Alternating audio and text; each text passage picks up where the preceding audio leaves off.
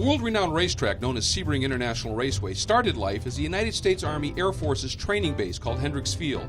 From 1941 to 1946, pilots there learned to fly the legendary B-17 Flying Fortress. After World War II, aeronautical engineer Alec Ullman saw potential in Hendricks runways to stage a sports car endurance race, similar to the 24 Hours of Le Mans. Sebring's first race was held on New Year's Eve of 1950. A total of 32 cars managed to make the starting line for Sebring's first once-around-the-clock enduro. The Sam Collier 6-hour memorial race was won by Fritz Koster and Ralph Deschamps in a Crosley hotshot. It wasn't until March 15, 1952 that the first ever 12 Hours of Sebring was held.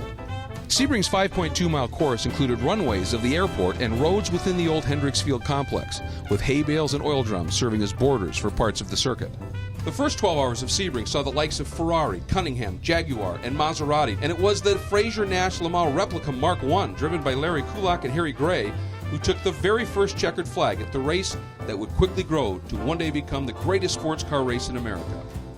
The first FIA World Championship race was held at Sebring in 1953, but it was the number 57 Cunningham C4R, built in Palm Beach, Florida, that won the second 12 Hours of Sebring. Phil Walters and John Fitch drove the car to the win. 1954 was the year of the first big Sebring upset and was also Sterling Moss's first race in America. And the number 56 Oscar he and Bill Lloyd drove won after being spun out at what was then known as the Webster turn. His fight back to the front established Sebring's tradition of the overachieving underdog. Sebring 1955 was one of the most exciting in endurance racing history. An astonishing 80 cars were allowed on the grid.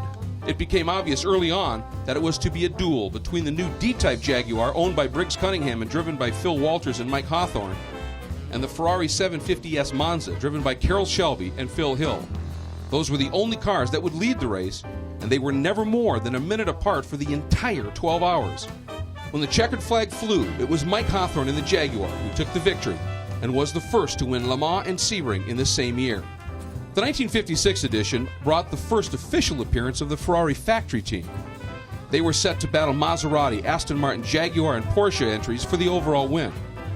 A starting field of 59 cars was on the grid, with the D-Type Jaguar, driven by last year's winner Mike Hawthorne, taking the early lead. When the Jaguar was forced to retire with brake problems, the Ferrari 860 Monza, driven by Juan Manuel Fangio and Eugenio Castellati, took the lead and finished with a 2-lap margin over the other Ferrari team car.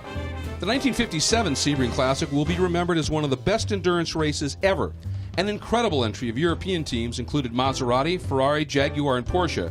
The star of the show, however, was the Chevrolet Corvette SS that made its competition debut. The experimental Corvette boasted many technical innovations. The 1956 winner Juan Manuel Fangio had moved to the Maserati team for the 1957 season, this time co-driving with Gene Behra. Fangio set the fastest race lap and claimed his second straight win at America's greatest sports car race. After Maserati captured the 1957 Sebring 12-hour, the factory Ferrari team was back in 1958 with 3 new 250 Testarossa entries. Jaguar, Aston Martin, Lotus, and Porsche were the strongest challengers to the Ferrari effort. The Ferrari, driven by Phil Hill and Peter Collins, took command on the 71st lap, and they led the remainder of the race. Ferrari was the big favorite in 1959, with Aston Martin and Porsche considered threats for the overall win. Although Aston Martin led briefly early in the race, the Ferrari team took command in the 3rd hour. The 250 Testarossa, driven by Dan Gurney and Chuck Dye, built a comfortable lead. They finished a lap ahead of the Ferrari, driven by Gene Behra and Cliff Allison. Ferrari had now won 3 of the last 4 Sebring 12-hour races. The 60th anniversary of the world's greatest sports car race is only a few weeks away. Ferrari, Porsche, Corvette, and Aston Martin are still battling for the top spot on the now 3.1-mile circuit, with newer additions such as Audi and BMW joining the fray.